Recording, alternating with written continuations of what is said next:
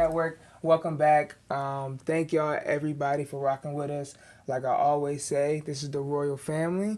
We are back. Interview number, I don't know what, but we got an amazing mechanic, beautiful young lady in the building. She goes by Carbe because she does not tell us her real name. So, Carbe, how are you? Hi.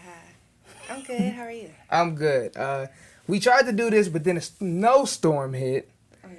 And we couldn't make it happen. And then my car broke down. So we had some real good one-on-one experience with each other already, even though there's a lot of texting going on. Let's take everything back because, first off, tell them where they can find you and where is your shop located. Okay, well, first of all, on Instagram, I'm Carbae1990, CARBAE 1990. I'm appointment only, so don't just pull up on me. Talk that shit. Call me 216-303-5353. Mm-hmm. And, So we not even gonna say the address because you not finna pull up on nobody. Don't just pull up. I hate that. Appointment only. Just call me. You can get same day appointments too. I need to know that you come. I'm a woman. I can't just have motherfuckers just pulling up on me. And I'm in the cut, so. You definitely in the cut because we came super late and it was super. We couldn't find it for a while, but it was when you find it, it's like, oh shit, this is perfect actually. Like it's in the cut. You ain't gotta be bothered. You know what's back there and you know what's not supposed to be back there. Mm-hmm. So that's dope. How long have you had that shop? I've been there. It's gonna be a year in April. It's gonna be a year. Before that, I was almost a year. I've been doing this I've had my own shop. Have your own shop for a year? I was mobile. Well, actually, I rented a space on St. Clair. A lot of people know me from me fixing their car on St. Clair 55th because I rented a space in somebody else's shop. And then before that, I was mobile too, but then I went back mobile for a minute, saved up some money, and got my shop because it was still cold. But I've been rocking out for a year in there. I've been working on cars. Let's go all the way back. So, Carbe, where did it all come from? It all came from, so I went to New Mexico when I was real young, like 18. Mm-hmm. And then I met a guy there, and he basically had me stealing cars. Like, I was mixed up in, like, up in some shit down there. I really was. And, oh, shit. I learned a lot down there just from doing that, So what made you go down there at 18? Because my mom lived down there. Oh, are you from New Mexico? I'm from Wade Park, but my mom moved down there to, try to, I guess, build a better relationship with her mom. Mm-hmm. And then I followed because I wanted to build a better relationship with my mom. Okay. And, pretty much break the cycle because I had a daughter. And at the time? Yeah. Okay, so you had a daughter young. Mm-hmm. I had my daughter when I was 15. Okay. So, I'm 32 and she's 16. Damn. Yeah. So, that's my girl, though. That's my girl. Oh, yeah. But y'all grew up together. Mm-hmm, yeah, for real. For sure. Everybody be like, that's your sister? I be like, no, that's your daughter. So you... you got a phone call. You got another phone call, people. Look, she's busy. They probably hitting her up again. But, okay, so we going all the way back even more. So you had a daughter at 16. How did that change everything? Because I pretty much dropped out of school in 9th grade. Wow, okay. And I was working a job. I got my first job at a 79th supermarket at the grocery store when I was... At 16? 15. Shit. When I was 15, that was my first job. And then I was just working. I wasn't even worried about going to school. But I still went back and got my GED before my class graduated. Really? So, I was 17. You was always smart. Mm-hmm. I just had shit to do. You know? You had shit to do. I had shit to do, man.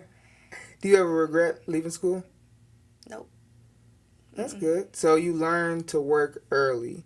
What made you start working? Was it having a kid? Or was it just, I wanted some money?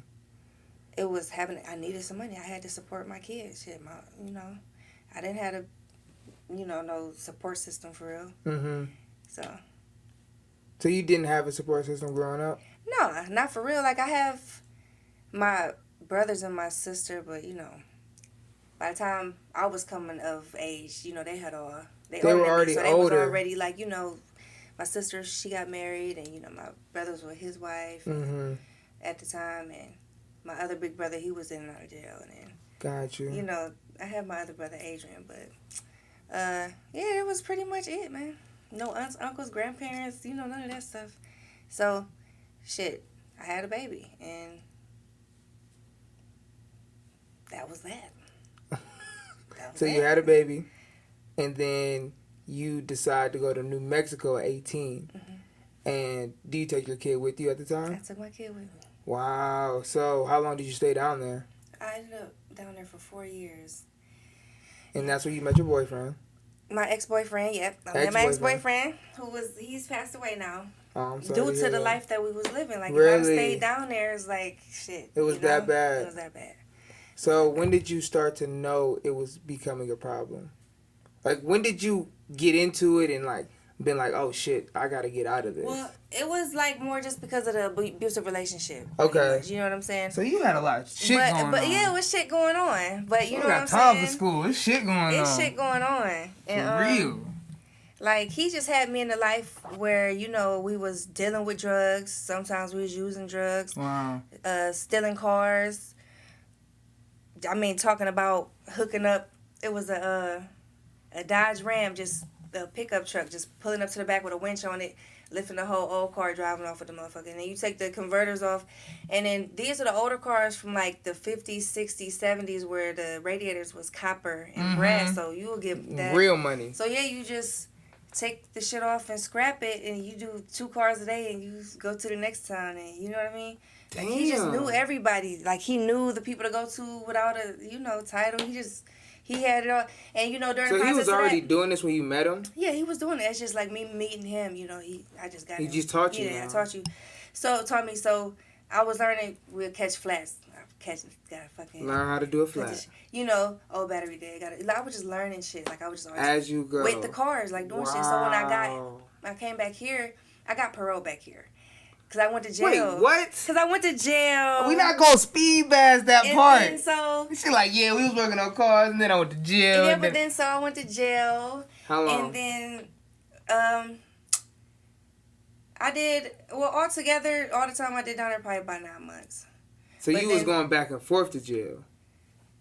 Well, I got a 2-week furlough for when my father passed away while I was in there, and then like. First I was in there, and then I got out, but then I violated, and then I went on a run for a minute. Jesus. And then they called me and put me back, and then they held me until I got paroled. It was like, my judge told me, you're Ohio's problem. It was like that, so they held me until I found a place to get paroled back to. And then, okay. So they made you come back to Ohio. They told me, you got 4 days to get back, and report to your PO in Cleveland, Ohio, or you get 10 years on top of your 4.5 year suspended sentence. Damn. And they didn't give a fuck how I got back. How I got back was my father had passed away while I was in jail. Wow. So I met this guy one time in my entire life. Your dad? You know what I'm saying? So the only reason that that's a whole nother story. The only reason that they found me is because I sent him a Father's Day card. And so when they found him in his apartment, he had been passed away for like 3 days or something like that. Wow. And they went to investigate, and they found him in there, and the sheriff was looking, they found his letter. They couldn't find no next of kin or nothing like that, so they called the sheriff in New Mexico, because that's where the letter was from. Turns out, this girl's in jail. Let me at the moment. Yeah, let me go get her. That's crazy. So they pulled me out the cell. They said, hey, who's Stanley Woods? And I said, that's my dad. Oh, he passed away. Come on, the sheriff from Alabama's on the phone. What? So that's how I ended up, getting a furlough. I picked up my father's car and, some of his belongings, and that's how I ended up getting here. I had it was a Blazer, Chevy Blazer, 95 Blazer. Good? Ran great. And he had some gold chains and stuff. I had to pawn that to get gas money. I had a flip phone and a book map that I bought out the gas station. Flip phone is from 2012. And God, I got up here. Damn. I made it here. By yourself? By myself. With your daughter? No, my daughter I went to jail. I was in jail. So her father and my brother came down and got her a while. Okay. Got you. I was in jail. So at the time, she was with her father and his mother. So waiting on me to come back. And, I made it back the day Thanksgiving morning, like at 3 in the morning, 4 in the morning, 2012. What? And then I reported to my PO Friday. And you had probation then. They put me on parole because you switched from, whenever you move from another state, they put you on parole even if you wasn't in prison. Right. You were just in jail. But yeah. So then. So through all of this, right, you're learning about cars, but when did you, because your face lights up when you talk about cars. Yeah. So when did you learn that you liked cars? So. In the middle of the high speed? Back then, that was like all stressful. It was just stress. I didn't even realize that I would use it. You know, I didn't even think about my future. But then I got here, and then I couldn't get a job because I couldn't pass a background check that was like a good job. You know how they check everywhere. But AAA gave me a chance because they only did Ohio. Oh. So I was the only female roadside tech. Really? For AAA. For how long? For like a year and a half. Did you like it? I love that shit. I was the best one. Like, I was running circles around all y'all, all the dudes. And I was about to be employee of the year. Like, my boss didn't even want to let me go. So, he had to let me go because I couldn't pass a background check after I completed parole. That's what happened. So, they did background checks every 3 months. So, really? I didn't have nothing in Ohio. So, there was only search in Ohio, right? So this case all the way in New Mexico. Mm-hmm. So, once I completed parole, I started dinging here. So they do background checks every 3 months. And then one day my background check just came back dirty. Damn. And they was like, oh, I'm sorry, we got to let you go. And then he motivated me a lot. His name Rashid. He was like, man, that's okay. Like, if you go to school, you decide you want to continue with the cars, you can come run my shop when you graduate. So yeah, I went to school. I went to Ohio Technical College for that. And then while I was in Ohio Technical College, I was going to my friend Piney shop after school. And he was teaching me stuff. I would watch him work. And then this guy, Dino, he was my mechanic before I decided to become a mechanic. Okay. And so whenever my truck would have a problem and I call him to fix it, I'll be out there with him. Like, learning even more. And then eventually he was just like, man, if you serious about this shit, you could come ride out with me because he was a moped mechanic. He pull up. So I started riding out with him, doing jobs with him. He started breaking bread with me. So I was just like really starting to do it till the point where I got all my tools up and I just started doing it on my own. I was working at the shop too at Monroe. I had worked at 55th in Monroe for like damn near 2 years. And I worked my way up to lead tech and assistant manager. See, I started off as a lube tech. Come on now. Just changing oil. And then I was also on my off days doing my own side work. Like, were you? Like, so you took mobile. it completely. And then once the pandemic hit, and then they came and shut down 55th and they tried to send me to Solon, and my check, like, I was used to being able to get my side work in, so that was cool with it. But they move you out to Solon, you can't get that shit off. No. So now you just living off what they buy. And then I realized I was like, I got my check, and for 2 weeks it was like $600, and I had made them like $5,000, and I'm sitting here in they building, with my tools that I paid for. Wow. In my hands that I did this shit with. And the only difference is I'm standing in your building. I can do this shit for myself, so I quit. I didn't go back. I quit on Friday when I seen my check. By Monday, I had made that check that it took me 2 weeks to make. Wow. It was a wrap. It was Dunzo. So you was mobile from there. Mobile from there for like damn near a year, until I found that shop on 55th because it was cold. You can't, no motherfucking, and it's cold and snowing outside in Cleveland, shit, you wrap that shit up, ain't no mobile no more. Factual. So then I started paying him. Then I was there for a while, but then I was there through damn near a year, through the summer, back into the winter, and then we had got into an issue because he was on some bullshit. So I ended up going back mobile, but it was cold as fuck outside still. This was like, I got the spot in April, so this was like March, April. This was like February, March. Okay. You know what I'm saying? So it forced me back outside in the cold and work. So I'm out here working, like, saving up, like, man, every step that I ever took going through shit is just always reminded me a motherfucker would never put me out of shit else, or a motherfucker would never fire me again, or never, you know what I'm saying? That's just been that motivation. Was leading up. You know what I'm saying? To me, just be like, I'm doing this shit by myself. Because every time I try to do something with somebody else or for somebody else, I get shit on. Yeah. And you know what I'm saying? And I know what the fuck I'm doing. I know, you know what I'm saying? And it's just like, at the end of the day, I'm helping your shit out. You know what I'm saying? Right. Because knowing your worth. A lot of these places, these Monroe's and shit like that, they hire and fire people like fucking McDonald's. They just training people to do shit like make a sandwich. They don't really know what the fuck they doing. It's just Okay. like, you know what I mean? You know, that's why a lot of people went here and they fuck my car because they got new techs coming in because they don't pay people. They don't know how to treat people. So fuck that. So how would you change the industry? Because I guess there's not a union of sorts. So how would you change new technicians to be treated fairly? Well, I just think that like Is there enough money? there is enough money. Okay. So like Especially with with the me, new cars. I basically I'm doing everything by myself. But like so, say I got 3 cars and it's just too fucking much. I'm still getting phone calls and I don't want to send the money away. You know what I'm saying? Mm-hmm. So I got a friend of mine. Hey, and it's first of all I like fast, easy money, right? So if this is some bullshit and this shit finna take me all day, and I got all these calls and shit. Instead of sending you away, I might call somebody and say, hey, what do you want to fix this? You know what I'm saying? And then they tell me what, you know what I'm saying? And I'm still able to make some money because it's still my customer, you know what I'm saying? And I still got to check that work and I still got to make sure, you know what I'm saying? It's still my name on the line. But, you know, I'm paying you what you want. I'm not fucking paying you $10 an hour to do a fucking $500 job. And I'm about to just profit $400 and give you a fucking $100 and you just did, you know, that's just not fair. And that's how this shit work. That's how it work when you working at these places, or they'll make you, you know, work up to commissions, and it's just I just don't like that shit. It's your tools, it's your hands. You know what I'm saying? I just don't believe in that shit. I just don't. That shit is fucked up to me. Excuse my language. No, you good. Cause I just know how it is. Like, how is it being a female in a male-dominated industry? It could get annoying just because a lot of people doubt you.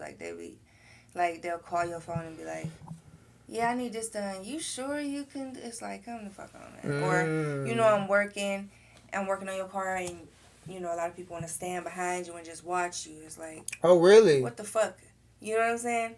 Do you do this to the last guy that was fucking? Right. Is this even an option at your last job? Right. Like, you know, but you just roll through it. You know, sometimes I get a kick out of just like showing them how easy I can do this shit. Sometimes I really don't fucking want to be bothered. You know what I'm saying? I just want to get the work done. True that. So, you know, you just gotta find a balance and just, you know, a lot of people think, oh, she got an attitude. I don't. I'm working. I'm just working. You know what I'm saying? Like,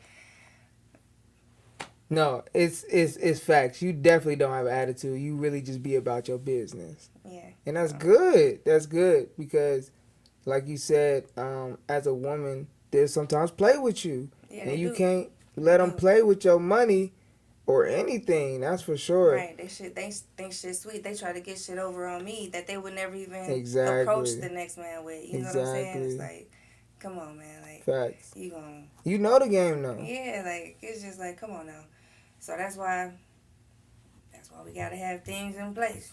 So where did the Car Bay brand come from? Because that's a fantastic name. It is. So this girl I went to middle school with, her name Janiqua House. She a dope chick too. But I was always posting my working on cars and stuff, and she put on a comment. She was like, "Okay then, Car Bay." Because, you know, they had Salt Bay, and, you know, how they was already using that. She was like, okay, Car Bay. And I was like, and I think it's still in the comments. And I told her, I was like, oh, you might be on to something. I'm about to go copyright that or whatever like that. And she was like, just remember me or something like that. I was like, hell yeah. So she actually came up with that shit. That's dope. Yeah, so, yeah, it is dope. How long ago? About 2 years ago. Oh, so this is 2.5 years more ago. recent. Yeah. And you've been working on cars since what, your early 20s? I say I started off stealing cars in 2010, 11. Okay. So before that, you didn't really care for cars, or did you like cars? But that's the thing. So I met this other girl that I grew up with, and she was like, man, I'm so proud of you. You know, seeing what you're doing, you always was in the cars. I remember you always talking about cars. And I'm like, really? Like, I didn't remember that shit. Gotcha. But then I look back at a picture, and I'm just looking at myself like, I was always a tomboy or something. Like but I grew up around my brothers and stuff. True that. You know what I mean? Like, my brother Isaiah, he used to had a little model car he would paint, Like, you know what I'm saying? Or Yeah. I used to take apart radios and put them back together. I used to go to the school of science. Like Look at you. I invented a thing for my project where you come outside to the car, like it's like a little antenna on your car, and you press the button, Mm-hmm. and then the little light on the antenna it turn red Mm-hmm. when you press your button, so you find your car. Cause Mm-hmm. you know, especially at night you can't find your car. I invented that shit in No, eighth you grade. didn't. On the, so I invented that. You shit. could say that. I invented that shit. Okay. So, how do you expand as a car brand? Like, what do you do? What's the next steps? Because you're really out here, but, you know, you're by yourself right now. Yes, and it's hard because I've tried to train about 5 females this past year. And that's what you want to do? You want to train, train more females? I want to teach. I really want to teach, but I found that now I have to charge. Mm-hmm. Because before it was more like, you know, just come on up here and while I'm working I'll show you some stuff. You know what I'm saying? Yeah. And shit, if you catch on, you can start making some money with me. That was the vibe. You know what I'm saying? Like how you started, basically. Yeah, that was the vibe. That's what I wanted to provide because that's, shit, that was love for me. Like, I would never forget, you know, Piney or Dino. Them two, like, if you starting off working on cars, you need somebody. Yeah. Like, I'm that for this guy named Jameer. I taught him a lot.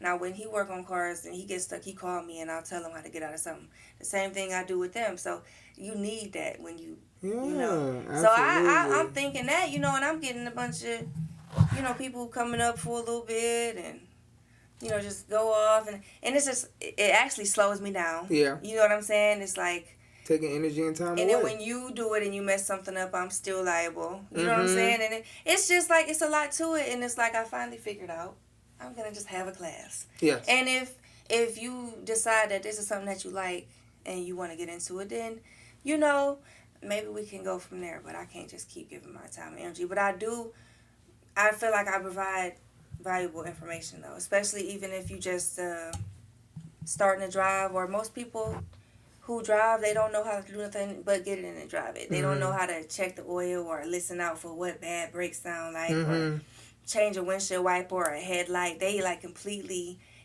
immobilized when shit like that happen. Like, oh shit, or they catch a flat and it's like, oh my God. Right. And you could have this shit, you could be back on the road in 10 minutes. Like, you know, just little stuff that I could teach you. You don't have to want to be a mechanic. But you know what I'm saying? I feel like I've already been, you know, giving away that, and I feel like that'd be a good way for me to, you know, supplement income.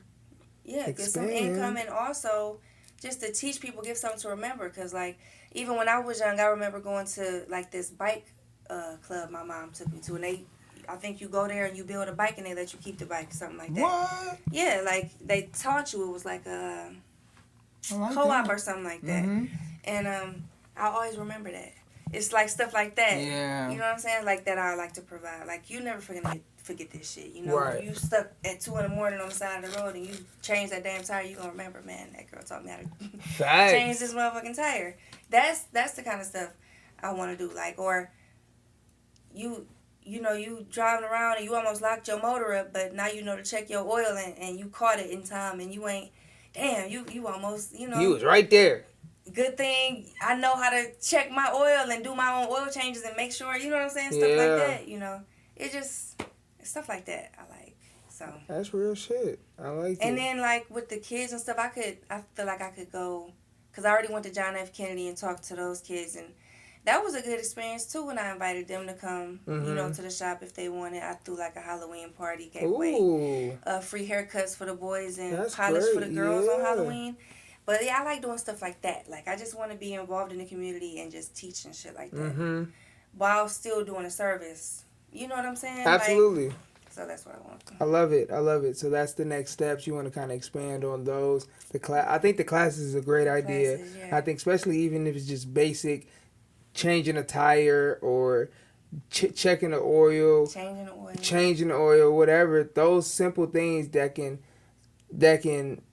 not take too much off of you, like it's easy for you to do, like you can do that in your sleep almost, but also bring a lot of value to people, and people will pay for that. I think, and I haven't heard of a class, especially in Cleveland, like that, so that'll be dope. I mean, yeah, that'd be dope. And it can help people like create an income. Like, exactly. say, like these kids, like, hey, you could change all your family members' oil, you know what I'm saying, for some money. Or, you could do your dad breaks for some money. You know what I'm saying? Teach Or them you the ain't right gotta way call to do it. Or AAA you every can time. call, you know what I'm saying? You could still do this as income. If you know how to do this, you could, you can make some money. That's a at the end of fact. the day. If You can know find what a I'm saying. passion. That's a fact. That's dope. That's dope. Okay. What else do I want to ask you? Let's see. How is the personal life with the business life? Being that you are the CEO, the worker, the business associate, you're everything right now. How is the balance? I'm trying to find it. I'm really trying to find it. I This hear is that. like an everyday battle for me. Because, like, when I first got the shop, when you mobile, it's like shit. When it get dark, it's over with. Right. You know what I'm saying? But when you got a shop, it's like it's a whole new ball game. Because now you can leave when you want to. So when I first got the shop, I was leaving at like 11, 12 o'clock at night. I was so excited. I just wanted to be there. Like, I just lived there. And then now it's like, shit, damn near a year later, I'm kind of burned out. You know what I'm saying? So I'm just learning how to pace it and leave early and make time because I take Sundays off, and that's my do laundry day and grocery shop day and make sure the kids got clean clothes for school, type of stuff like that for the week. And then that's like pretty much it. I see my kids when I take them to school, pick them up, drop them off, and then before bed. And it's like, damn. And on Sundays, you know what I'm saying? So I'm just trying to find a balance. But it's like, shit, if I don't do this, shit, my kids, they lace for real. They chilling, they don't want for nothing. And it's like, which one you want? I gotta lay this foundation. You know what I'm saying? So they understand. My daughter's 16, my son's 7. They ain't no little kids. You know what I'm saying? Right. They pretty much self-sufficient. So where's the hustle come from? Shit. If I ain't make it, I wasn't gonna get it. True that. It's always been like that since I was a teenager. It's been like that. So I just, literally, I didn't lived on the streets as a teenager. Wow. You know what I'm saying? With a kid, bouncing house to house, from this friend couch to this friend couch to my brother couch. You know what I'm saying? Where his fucking wife don't even want me there. Yeah. You know what I'm saying? I'm under 18. I'm 16, 17. You know what I'm saying? Going through this shit. So I always know that feeling of when somebody really don't want you there. You know what I'm saying? So I always just had to have my own shit. Yeah. You know what I'm saying? And I always had to provide shit. It just wasn't an option. I had to get up and do some shit. Or I look at the bums on the street and be like, shit. My mom, shit, she was in homeless shelters and shit like that. That's what my brother and my sister went through before I was born. When I was first born, that's what we was coming out of. We already come from nothing. You know what I'm saying? So, and then my mom, she did the best she could, and it was just her. So just watching her struggling, lose her battle, you know what I'm saying, and having to, keep going without no other parents, you know what I'm saying, wasn't nobody there. So that's just what the fuck it was. Shit. I always had to be self-sufficient. That's facts. So what do you think your daughter, seeing you go through all of this, has learned from you? Man, my daughter know everything from me. She learned. My daughter is just like a mini me. Anything I feel like I say, I feel like she'd say. Ooh, that's good. You know what I'm saying? Or is that good? I feel like that's good. Okay, I mean, good. shit. You know what I'm saying? And she young. She gonna learn to put her own spice on it. Through her years while she growing up. But right. She gonna get this game early. You know what I'm saying? Facts. Just because she been getting it early. We grew up together, so I feel like she gonna be well equipped. She just, she learned different shit because she ain't got to go through the same shit I went through. But she also heard my stories. And, right. You know what I'm saying? Went through some of the backlash of me, you know what I'm saying? Of me trying to get up out of shit that I dug myself in, so she kind of understand. Where you coming from with stuff. stuff. So my daughter, that's my girl, she know. Yeah. Real shit. Okay, so tell the people everything that you actually do as far as working on cars. What can they come and get from you? I love doing Um, brakes. Brakes is like my bread and butter. Why? Because they so fast and easy. But people need them. People need them like this. That's a fact. You probably need I brakes like them. every year. She was like, year "Yeah, and a your half, brakes is." I'm like, year and a half. You should be coming on back. And it's so many different cars out here. Everybody need fucking brakes, right? So it's like I charge $100 for pads and rotors. You know what I'm saying? It might go up depending on the car, but the base pads and rotor for the front or for the back, that's $100. I could do that shit in 30 minutes. I love doing that shit. But I could do brakes, brake lines, oil changes, suspension work, tie rods, control arms, struts, shocks, fuel pumps, thermostats, sensors. You know, I diagnose like I don't do electrical work though. I won't fuck with it. Why? Cause I don't got time. I like fast, easy money. No, I don't fuck with electrical at all. I don't fuck with transmissions. Like I could put a sensor on it or a shifter cable on that motherfucker, but I'm not doing that. I'm not dropping the engine. Oh, you're not dropping the engine? No. I'm not doing timing belts or timing chains. Really? Yeah, I don't fuck with that. Anything that's gonna listen, if my phone ringing all day with these fast, easy, service jobs, I'm one person. I don't have a team of motherfuckers. Right. I'm going after that. I'm not about to sit with your fucking car and figure out, why you blew your head gasket and then sit there and replace your damn head gasket and do this shit all week for this money that you finna argue with me about that you really don't want to spend. Then you gonna call me every fucking day asking how fucking long it's gonna take and what's up, when I'm gonna get my car. I don't want to deal with that shit. Right. I want you to drive your shit in here, fix some shit, and dry your shit out. True. I really do not like that, because then I got two people that then got their car towed in and it's fucked up. I don't even know where to begin because there's so much shit going wrong with them, and now I gotta, figure out this, and they calling 5 hours later. So what's up? What's the word? Like, the word is tow this shit back to where it's from. For real, like, so because I gotta be like that because it's just me. It's not like I got this shop and I got 5 employees and it's just like, yeah, bring it in here. You took this, this. It's not like that. That's how most car shops is. That's what y'all looking for. Y'all gonna go pay them high ass prices at them shops. You know what I'm saying? With me, I'm gonna take my time and I'm gonna do the shit right. And I'm gonna, you know what I'm saying? I got other shit going on too. You gotta respect that. I got appointments. If you come in for some brakes and you end up needing a brake line, and now this hour job takes who the fuck knows long now. It's not like I'm going to say fuck my 2 o'clock appointment because of you. You know what I'm saying? It's not like I'm going to say fuck my 3 o'clock appointment because of you. It's not like I'm about to say fuck my 5 o'clock appointment because of you either. You know what I'm saying? Now you over here. Get in where you fit in. And now you calling me in the morning. So what's up? What's up? I just woke up. I'm headed to the shop. The same shit's up that I told you yesterday was up. Like, you know what I'm saying? Yeah. Like, that shit can get headachy. That shit get real. It do. Like, and then on top of that, you just had another car get towed in.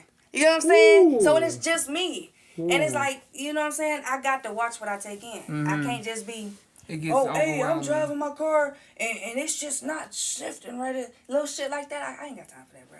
You got to take that somewhere else because you don't even, you know what I'm saying? Like, it sound like a bunch of bullshit to me. Like I can't spend all day trying to figure out what's wrong with your car. You don't want to pay me what it's worth for me to diagnose your car. Right. You know what I'm saying? For what? All that shit. All I needed was... But you ain't know that. You know what I'm saying? Now you got to pay me for that. Plus, it's this much. You know what I'm saying? Oh, damn. And then it's, all right, yeah, so this is the ticket. Damn. So now I just wasted my whole fucking day. Yeah. Because you ain't got the money anyway. Right. You ain't even, it's all this big long list, your shit fucked up. And I done missed all my appointments. It just don't work like that. So it's stressful sometimes. Y'all just got to chill. Especially if it's just me. That's why I just got to watch what I take in. So that's why I can't just take in everything. That's on your question. I like fast, easy money just to keep it easy on myself. It's not that I can't do the work. It's just that I could make $600 today doing this easy shit, or I could spend all day going back and forth with you about why you got to pay me this $250 or $300. Right. You know what I'm saying? It's like... I feel it. Well, this is the King Teeth Network. This is another business spotlight. I have Carbe in the building. Thank you so much for telling me your story, telling us your story. Thank you so much for being real about, what you can and cannot handle. and how it is being a female in a male dominated industry. I think that's some real perspective because my mom taught me a lot of this stuff about my car. So it's like I know a lot of women know a lot about cars, but they don't get the respect they deserve. So shout out to you for pushing that shit forward. Shout out to your business. Shout out your Instagram one more time. Carbae 1990, CARBAE 1990. And that's that. Cause she's so Bay like. It's the Carbae. There we go. And it's the King TV Network. Thank you again. We out of here. Boom.